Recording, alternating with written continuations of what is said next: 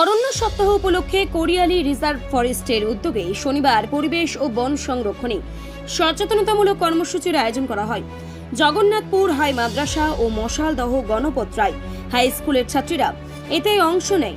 বন দপ্তরের আধিকারিকরা শিক্ষার্থীদের বিভিন্ন প্রজাতির বনজ ফসল, ফলজ ও ঔষধি গাছ সম্পর্কে পরিচয় করিয়ে দেওয়ার পাশাপাশি বন সংরক্ষণ, জীব বৈচিত্র্য রক্ষা এবং বৃক্ষরোপণের গুরুত্ব তুলে ধরেন। কর্মসূচিতে উপস্থিত ছিলেন কোরিয়ালি ফরেস্ট রেঞ্জের রেঞ্জ অফিসার মনোজিৎ শেখ সহ বন দপ্তরের আধিকারিক, কর্মী ও শিক্ষকরা।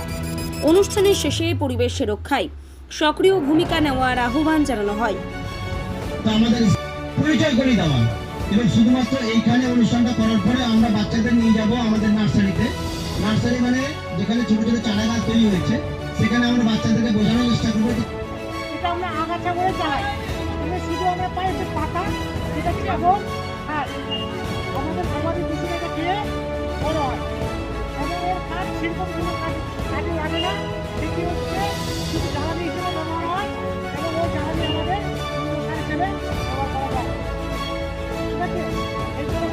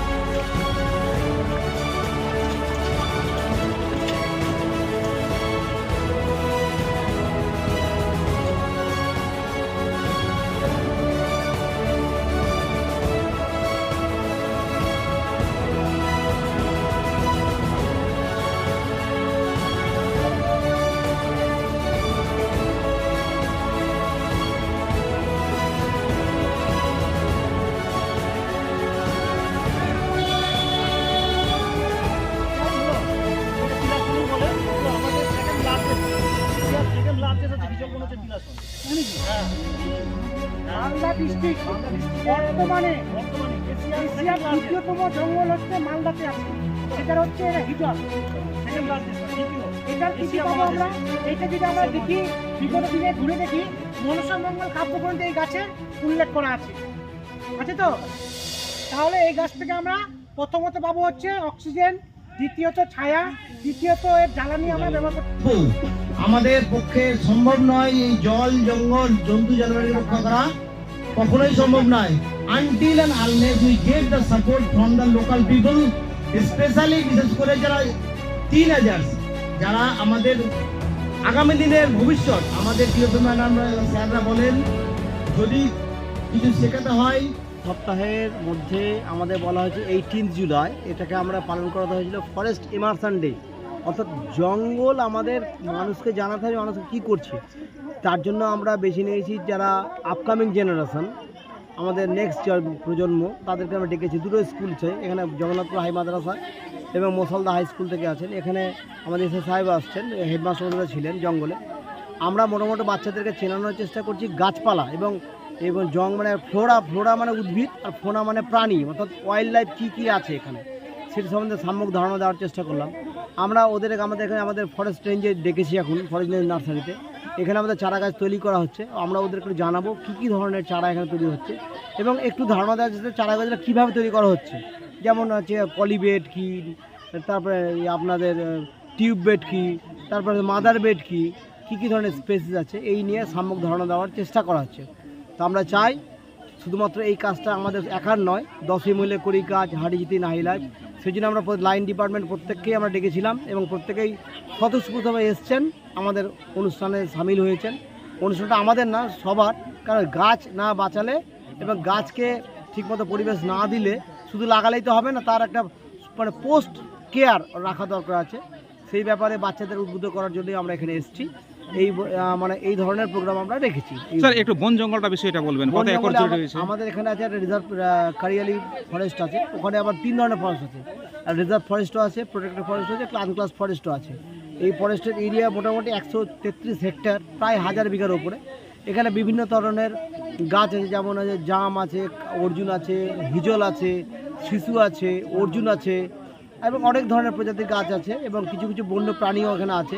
বন্য প্রাণীর মধ্যে আমরা অজস্র সাপ দেখতে পাই এবং বিভিন্ন ধরনের শ্রীগাল দেখতে পাই, কিছু নীলগাই দেখতে পাচ্ছি এবং এবং কিছু ধরনের খরগোশ টাইপের প্রাণী এবং অজস্র পাখি, যারা পরিযায়ী পাখি তারা আসে, মানে পাশে জলাভূমি আছে, ওই ধরনের আমরা ফ্লোরা এবং ফোনা এখানে দেখতে পাই। বলছি স্যার, স্থানীয় বাসিন্দারা এখানে মিনি জুয়ের দাবি করছেন। হ্যাঁ, তো আমরা এই জিনিসটা হচ্ছে আমরা বলবো যে মিনি জুয়ের জন্য এটার ব্যাপারটা হচ্ছে আমাদের রাজ্যের ব্যাপার, বিধানসভার ব্যাপার আছে এবং এখানে আমরা শুধু ব্যাপারটা ওনাদের প্রস্তাবটা আমরা দিতে পারি ডিওফ ম্যাডামকে, ডিওফ ম্যাডাম করবে জিনিসটা আমাদের হব সাহেবকে দেবেন। আর এই যে প্যারালালি একটা দাবি যাবে আমাদের এমএলএ সাহেবের এন্ড থেকে আমাদের বিধানসভায় যাবে এবং দুটো দাবি একসঙ্গে যখন জড়ো হবে এবং বাস্তবায়িত রূপ নিলে নিঃসন্দেহে ভালো হবে। কেন এখানে যদি মিনি জু হয়, লোকের একটা ইকো ট্যুরিজম গড়ে তুলবে এবং আর্থসামাজিক ব্যবস্থা বেড়ে উঠবে, প্লাস কিছু লোক কাজ পাবে, বাইরের লোক এখানে আসবে, বাইরে অর্থ আগমন হবে, লোক সবাই এখানে চিনবে, এটা নিঃসন্দেহে ভালো হবে। স্যার, শিশুদের জন্য পার্কেরও দাবি করছেন স্থানীয়রা। হ্যাঁ, তো পার্ক তো বিনোদন নিঃসন্দেহে ভালো।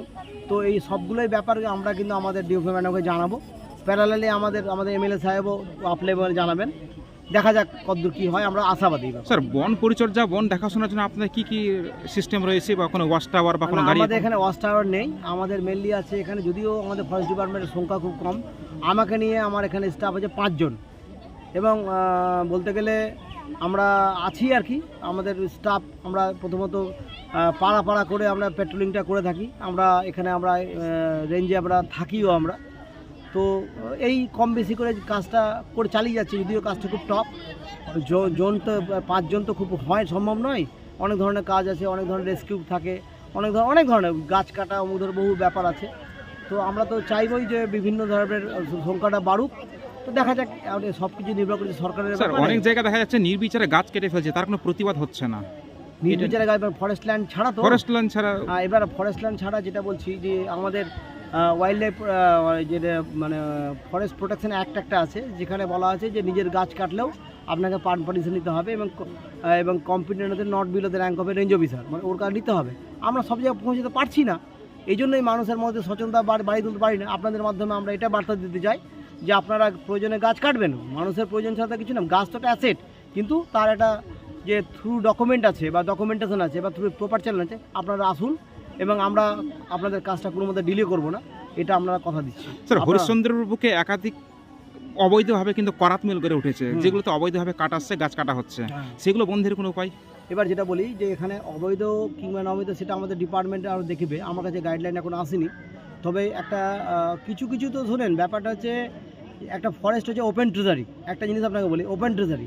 আপনি দেখবেন যদি ব্যাংক ম্যানেজার ওর টাকা পয়সা কোথায় রাখে, ব্যাংকে রাখি, কিন্তু আপনি কি শিওর যে আপনার ব্যাংকের টাকা রাখলে আপনার সেফ থাকবে? ওখান থেকেও তো হাইজ্যাক হয়ে যাচ্ছে বা কোথাও তো বা আপনার বিভিন্ন টাইপের টাকাগুলো চলে যাচ্ছে। তো ফরেস্ট ওপেন ট্রেজারি, এটা তো বাক্সা বন্ধ করে রাখা যায় না। এটা যতদূর না আপনার মানুষের মধ্যে সচেতনতা গড়ে উঠছে, মানুষ এগিয়ে এসছে, আমাদের পক্ষে করাটা খুব টাফ। কেন এটা সুরক্ষা করা প্রত্যেকেরই বদ্ধপরিকর। আমরা যে এখানে চাকরি করছি বলে আমরাই যে মানে এটা আছি না, প্রত্যেকটা ভারতের নাগরিকের সোচ্চার হওয়া উচিত। মানে যখন সবাই সোচ্চার হবে তখনই সম্ভব হবে, না হলে কিন্তু এটা সম্ভব নয়। স্যার, এই কোরিয়া ফরেস্টটা মালদার কততম? মালদার আমাদের সবচেয়ে বড় ফরেস্ট হচ্ছে আমাদের যেটা আছে রাজাদিঘির ফরেস্ট আছে, এবং সবচেয়ে বড় ফরেস্ট আছে তিলাসন, যেটা গাজল রেঞ্জের আন্ডারে, এবং তিলাসনটা হচ্ছে সবচেয়ে ইন্ডিয়ার মধ্যে লার্জেস্ট হিজল বোন আছে। তো এটা মোস্ট প্রবলি থার্ড হবে, এই কোরিয়ালি ফরেস্ট থার্ড হবে, ফরেস্ট মালদার মধ্যে থার্ড হবে। স্যার, আপনার নাম বলবেন? Manojit Set, forest range officer, Bhalukar road range. আমি আমার এই রেঞ্জ ছাড়াও আমি চাচল রেঞ্জের রেঞ্জ অফিসার, তাহলে বুঝতেই পারছেন যে আমাদের পক্ষে কাজটা কত কঠিন। আপনারা পাশে থাকুন এবং আপনাদের থ্রু দিয়ে আমি এই বার্তাটা দিতে চাই। Thank you.